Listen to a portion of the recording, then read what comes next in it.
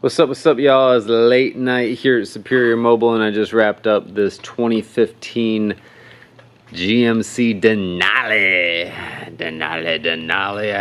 These headlights are phenomenal, man, and this truck is pretty beastly, too.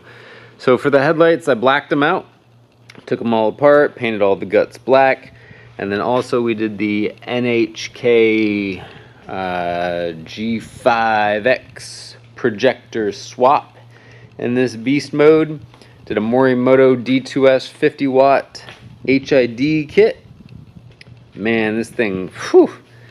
Before it had a D5S, this was my first time ever retrofitting one of those out.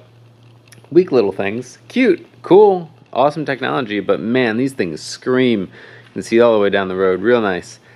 I'll show some pictures here, I guess. But let's show what it looks like with the running lights on. Hold on, I learned this trick on the internet. Watch this. Watch. Ready? And a 1, and a 2, and a 3, and yeah, right. It's pretty cool. So still all stock as far as this lighting goes, but it looks good. Looks real good. You want to see them headlights on? Let's try it again. Do a little bit of a whoosh, whoosh.